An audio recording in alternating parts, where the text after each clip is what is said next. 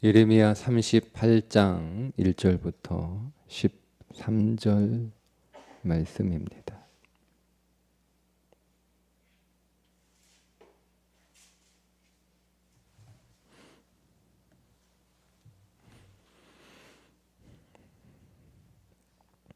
mattan의 아들 스바랴와 바스훌의 아들 그다랴와 셀레메아의 아들 유갈과 말기야의 아들 바스훌이 예레미야가 모든 백성에게 이르는 말을 들은즉 이르기를 여호와께서 이와 같이 말씀하시되 이 성에 머무는 자는 칼과 기근과 전염병에 죽으리라. 그러나 갈대아인에게 항복하는 자는 살리니 그는 노량물을 얻음같이 자기의 목숨을 건지리라. 여호와께서 이와 같이 말씀하시니라. 이 성이 반드시 바벨론의 왕의 군대의 손에 넘어가리니 그가 차지하리라 하셨다 하는지라. 이에 그 고관들이 왕께 아뢰되 이 사람이 백성의 평안을 구하지 아니하고 재난을 구하오니 청하건대 이 사람을 죽이소서. 그가 이같이 말하여 이 성에 남은 군사의 손과 모든 백성의 손을 약하게 하나이다. 시드기야 왕이 이르되 보라 그가 너희 손 안에 있느니라. 왕은 조금도 너희를 거스를 수 없느니라 하는지라. 그들이 예레미야를 끌어다가 감옥 뜰에 있는 왕의 아들 말게야의 구덩이에 던져 넣을 때에 예레미야를 줄로 달아내렸는데 그 구덩이에는 물이 없고 진창뿐이므로 예레미야가 진창 속에 빠졌더라. 왕국 내시 구스인 에벳멜렉이 그들이 예레미야를 구덩이에 던져 넣었음을 들으니라. 그때에 왕이 베냐민 문에 앉았더니 에벳멜렉이 왕궁에서 나와 왕께 아뢰어 이르되 내 주 왕이여 저 사람들이 선지자 예레미야에게 행한 모든 일은 악하니이다. 성중에 떡이 떨어졌거늘 그들이 그를 구덩이에 던져 넣었으니 그가 거기에서 굶어 죽으리이다 하니 왕이 구스 사람 에벳멜렉에게 명령하여 이르되 너는 여기서 30명을 데리고 가서 선지자 예레미야가 죽기 전에 그를 구덩이에서 끌어내라. 에벳멜렉이 사람들을 데리고 왕궁 곳간 및 방에 들어가서 거기에서 헝겊과 낡은 옷을 가져다가 그것을 구덩이에 있는 예레미야에게 밧줄로 내리며 구스인 에벳멜렉이 예레미야에게 이르되 당신은 이 헝겊과 낡은 옷을 당신의 겨드랑이에 대고 줄을 그 아래에 대시오. 예레미야가 그대로 하매 그들이 줄로 예레미야를 구덩이에서 끌어낸지라. 예레미야가 시위대 뜰에 머무니라. 아멘. 오늘 말씀은 선지자 예레미야가 유다의 당시 실세들이었던 고관들, 이들은 반바벨론, 친애굽의 성향을 가지고 있었던 사람들인데 친바벨론 성향처럼 보이는 예레미야가 그들과는 반대 의견을 가지고 있어서 행동하는 것처럼 보여 그 예레미야를 살해하기 위하여 왕에게 주청을 올리고 왕의 허락을 받아 깊은 구덩이에 빠져 있는 그 예레미야를 왕의 내시 에벳멜렉이 예레미야 구명 운동으로 그를 건져내는 내용인데 오늘 이 말씀은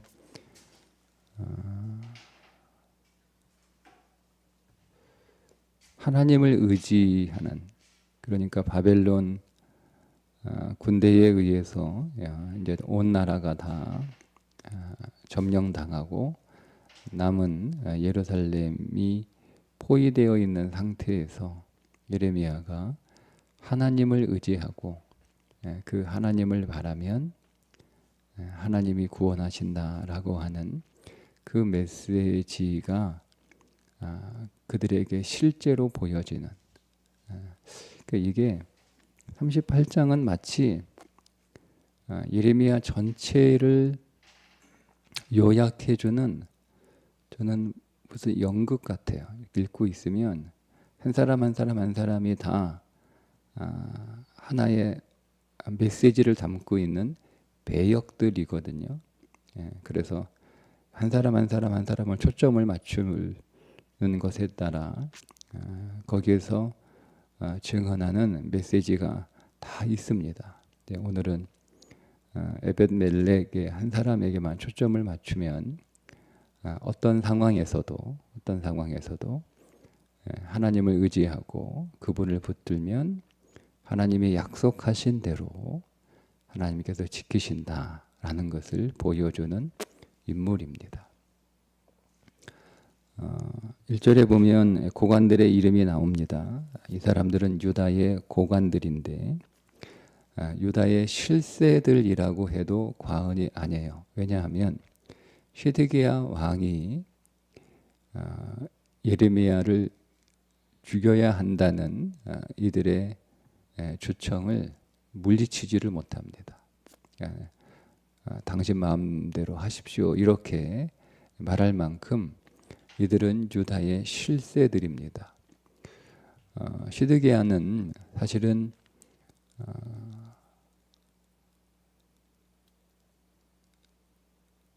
그 혈통이 직계 혈통이 아니잖아요. 반계 혈통이잖아요. 그러니까 시드기야는 정상적인 절차에 따라서 왕이 된 사람이 아니에요. 바벨론이 19대 유다의 왕을 3개월 만에 왕에서 끌어내려 포로로 데려고 가고 이 20대 시드기야가 바벨론에 의해서 왕이 된 거잖아요. 그러니까 그 당시 백성들의 시선에서도 온전한 왕이 아니었고 더군다나 왕실 안에서도 신하들이 인정할 수 없는 바벨론이 세운 꼭두가시 왕, 그러니까 이런 분위기였기 때문에 더군다나 오늘 나오는 이 4명의 유다의 고관들은 친애굽 성향의 사람들. 물론 지금 시드기야가 바벨론이 세운 왕임에도 불구하고 친애굽 성향의 정책들을 펴잖아요. 그게 시드기야의 의지도 있겠지만 시드기야의 의지보다도 그 왕실 내에 있는 친애굽 성향들의 실세들의 영향을 무시하지 못하는 거죠. 그래서 끌려갔다라고 이렇게 해석할 수도 있어요.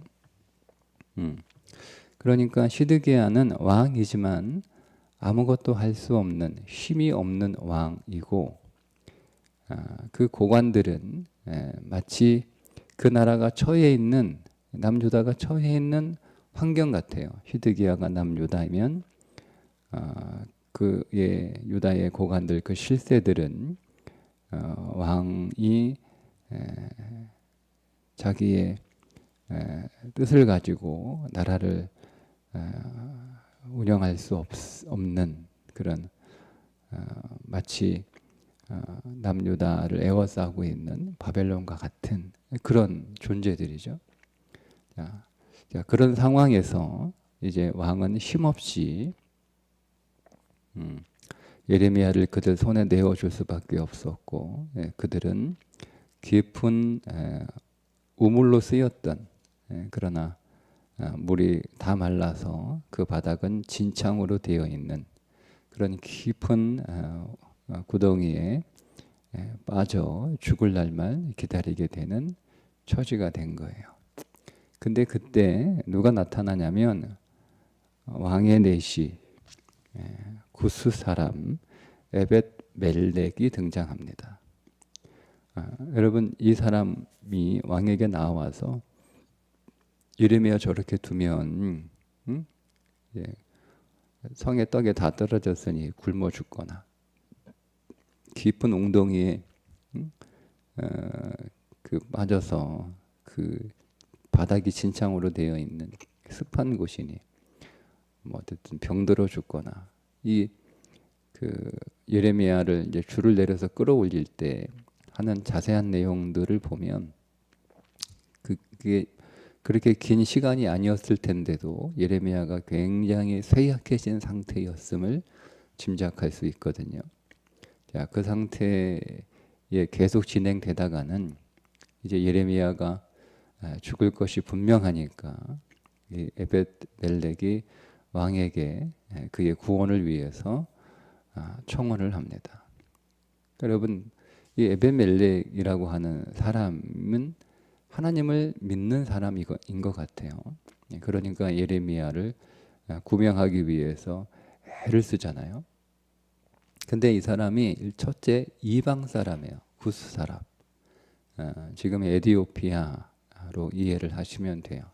그러니까 이방 사람이에요. 두 번째, 그는 쉼이 없는 왕실의 신하에 불과한 자들이에요. 그러니까 왕도 유다 실세인 이 고관들 앞에서 꼼짝 못하는데 감히 그 왕실에 있는 왕을 모시고 있는 내시가 무슨 힘이 있겠어요? 그러니까 왕도 두려워하는 그 고관들이 결정을 해서 예레미야를 죽이겠다고 작정을 했는데 왕도 그들 앞에서 아무것도 하지 못하는데 이 에벳 멜렉은 예레미야를 구하기 위하여 과감한 도전을 하는 거죠. 사실은 이게 왕이 허락한 것이기는 하지만 감히 왕한테 왕이 결정한 사항들을 뒤엎을 수 있도록 청원을 넣는 것도 어려운 일이고, 그러나 더군다나 왕은 허락을 한다 할지라도 그 사실을 알게 되면 예레미야를 죽이겠다고 작정한 유다의 실세들이 가만히 있겠어요?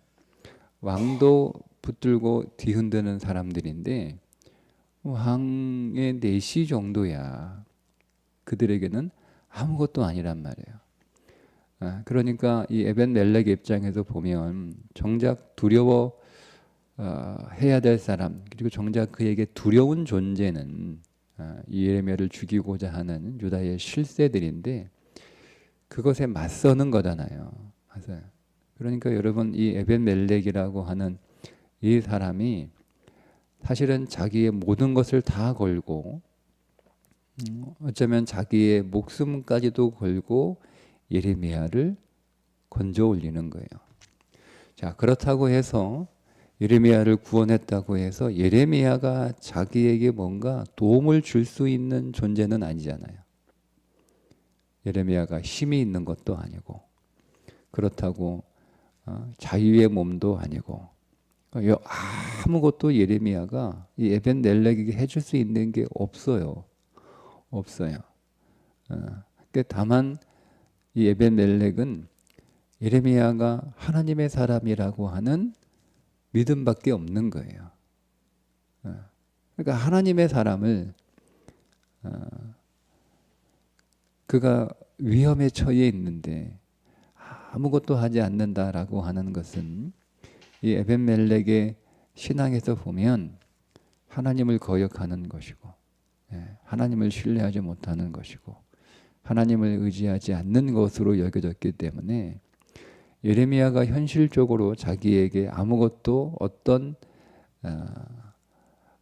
도움도 줄 수 없는 그런 사람임에도 불구하고 그런 사람을 구해낸다고 하는 것은 그냥 뭐 내가 한 사람 구했다, 좋은 선지자, 하나님의 참 선지자를 위하여 내가 노력을 했다라고 하는 수준에서 끝나는 게 아니고 유다의 실세들이 그 사실을 알게 되면 가만두겠냐 이거예요. 이 에벤멜렉은 가만 안 두죠. 왕까지 흔드는 사람인데 사실은 직접적으로는 아니지만 그러나 실제적으로는 자기들과 대항하는 거고 자기들과 싸우겠다는 거잖아요. 그러니까 이 사람들은요, 사람들이 왕도 두려워하지 않는 사람들이에요. 오늘 말씀해 보면 시드기야 왕이 성문 앞에서 사람들의 이렇게 이야기를 듣고 있는 그런 내용들이 나오지 않습니까? 자, 시드기야 왕이 왜 성문 앞에서 사람들의 이야기를 이렇게 듣고 있냐면 베냐민 문 앞에서 자기가 사실은 백성들의 지지를 받고 있지 못하는 신하들의 지지도 받지 못하지만 백성들의 지지를 받지 못하고 있는 직계가 아니고 반계였기 때문에 그런 지지를 받지 못하는 지지 기반이 없는 그냥 바벨론이 세우는 꼭두각시였단 말이에요. 그러니까 힘이 하나도 없어. 하나도 없어. 그래서 왕실에 있는 신하들의 지지를 받지 못하면 그래도 백성들의 지지라도 받아야 되기 때문에 그 백성들을 위해서 그들의 이야기를 들어주는 그들의 말을, 그들의 어려움들을, 그들의 문제를, 그들의 고통들을 이렇게 들어주는 일을 지금 하고 있단 말이에요. 근데 그 자리에 왕만 있잖아요. 이 유다의 실세들은 없어요. 그러니까 이 유다의 실세들은 백성들도 관심이 없고 백성들도 두렵지 않은 사람이에요. 그러니까 무서울 게 없는 사람들이 이 유다의 실세들이란 말이에요. 자, 그러니 여러분 이런 정치적인 역학관계 안에서 이 유다의 실세들은 잘못 건드리거나 그들의 눈밖에 나면 생존하기가 어려운 그런 상황이란 말이에요. 그러니까 어떤 의미에서 왕보다는 자기의 목숨줄을 쥐고 있는 사람들이 이 유다의 실세들인데 에벤멜렉이 그들에게 도전하는 거잖아요. 예레미야를 구하겠다는 건 그들은 예레미야를 죽이겠다 그러고 에벤멜렉은 그를 구하겠다 그러고 그러면 사실은 직접적인 건 아니지만 실제적으로는 그들과 대결하겠다는 거예요. 그러면 누가 여러분 죽겠습니까? 에벤멜렉이 죽는 거예요. 그러니까 이런 것들을 전혀 모르는 사람이 아닌데 그것들을 계산할 수 없는 사람이 아닌데 그것들을 다 계산하고도 예레미야를 구명하겠다라고 나서고 그것을 왕에게 간청하고 왕의 허락을 받아서 그 예레미야를 적극적으로 구하는 것 보세요. 구하는 것 보세요. 누구를 시키는 것도 아니잖아. 누구를 시킬 수도 있잖아요. 누구를 시키지도 않아요. 자기가 이 내용들을 자세하게 묘사하고 있는데 정성을 다해서 그 힘이 없는 쇠약해진 예레미야가 혹시 그 줄에 매여서 올라오다가 그의 몸이 상할까 싶어서 몸이 상하지 않도록 잘 올라올 수 있도록 그렇게 세심하게 관심을 갖고 정말 성실하게 예레미야를 구원하고 있지 않습니까? 그러니까 이게 제가 좀 이렇게 자세하게 설명하고 있는 것은 이 에벤멜렉이 그러니까 많은 사람들이 하나도 믿지 않는 거예요. 하나님을 믿어와야 바벨론 손에서 우리가 구원되겠는가? 그보다 현실적이고 실제적인 도움은 애굽이 준다는 거예요. 그러니까 하나님보다는 애굽이 더 눈에 보이는 실제적인 도움처럼 보이고 하나님은 그런 우리를 도울 수 있는 분이 믿어지지 않는 거예요. 정말 하나님이 오늘 우리를 도우실 수 있다면 우리 안에 애초에 이런 문제가 없어야겠지. 이런 문제가 애초에 하나님의 백성들에게 일어난다는 것 자체가 하나님은 더 이상 그렇게 신뢰할 만한 분이 못 된다라고 하는 생각을 가지고 있는 거예요. 그 시대 안에 모든 사람들이. 아니 바벨론으로부터 처음 공격을 당하는 것도 아니고 지금 2차례에 걸쳐서 이미 공격을 당해서 포로로 끌려간 사건이 벌어진 거고 그러니까 그 당시 사람들의 마음 안에는 그냥 하나님은 우리가 이렇게 제사를 드리는 그런 신에 불과한, 그러니까 우리의 삶의 현실과는 전혀 연관이 없는, 우리의 현실 속에서 그분의 도움은 실제로 기대하기 어려운, 그냥 우리가 오랫동안 믿어왔으니까 안 믿을 수 없고, 그런 수준으로 하나님을 인식하고 있었던 시대였단 말이에요. 남유다의 신앙의 상태가. 그러니까 하나님 의지하지 않은 거예요. 예레미야가 그렇게 하나님 의지하고 하나님께 돌아오라고 수없이 많이 외쳐도 그 예레미야의 그 말들이 그들의 마음에 닿지 않았던 이유가 하나님에 대한 불신이었습니다. 자, 그 가운데 에벤멜렉이라는 사람이 등장시켜서 하나님을 믿는 것이 어떤 것인지, 그리고 하나님을 믿을 때 어떤 일이 일어나는지를 보여주는 하나의 연극처럼 세팅된 거예요. 38장에. 그래서 이 에벳멜렉이 자기의 목숨을 걸고죠. 자기의 목숨을 걸고 예레미야를 구하는 게 아니라 사실은 하나님을 향한 믿음의 모습을 보여준 거잖아요. 하나님을 믿는 믿음의 모습이 어떤 것인지 보여주었을 때 이 에벳멜렉에게 어떤 일이 일어나게 되는가. 본문에는 나타나지 않지만 미리 말씀을 드리면 예레미야를 구한 이 하나님을 근본적으로 신뢰한 이 에벳멜렉의 믿음을 하나님이 그 중심을 보시고 뒤에 보면 그에게 복을 약속을 하십니다.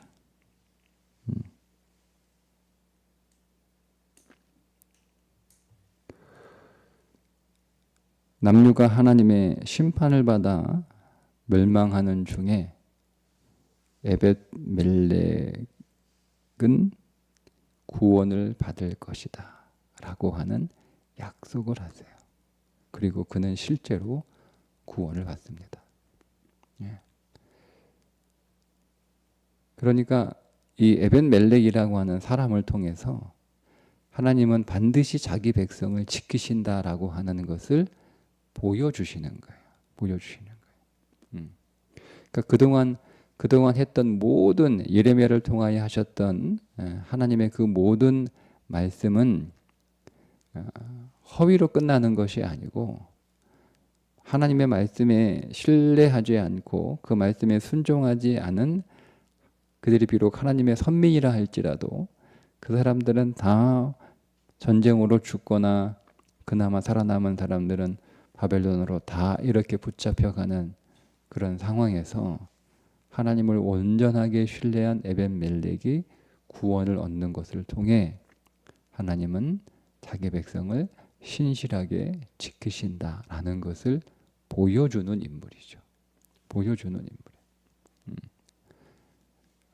그러니까 우리는 이 에벳멜렉의 모습을 통해서 눈에 보이는 현실 안에서는 하나님은 작아 보이고 아무런 힘도 없어 보이고 아무것도 하실 수 없는 분인 것처럼 그렇게 보여요. 우리가 여러분 그렇게 하나님을 믿고 있지 않나요? 우리가 정말 하나님을 믿는다라고 하지만 정말 하나님을 믿고 있는가 하는 거죠. 그러니까 우리가 오랫동안 교회 다녔으니까 오랫동안 예배했으니까 오랫동안 해왔던 거 안 하는 것도 좀 이상하고 또 뭐 하나님이 오늘 우리에게 큰 도움은 되지 못하지만 또 하나님 이렇게 잘 믿다가 갑자기 하나님 못 믿겠는데 하고 끊어버리면 또 벌 받을 것 같잖아요. 그러니까 이게 겁나는 거예요. 그러니까 믿음 없지 그러나 두려움은 또 있어서 신앙생활하고 있는 오늘 우리의 모습이 당시 남유다 백성들의 모습과 비슷한 게 아닌가 싶어요. 그 가운데 에벳멜렉이죠. 에벳멜렉. 그 이름이 왕의 신하란 뜻이에요. 왕의 신하.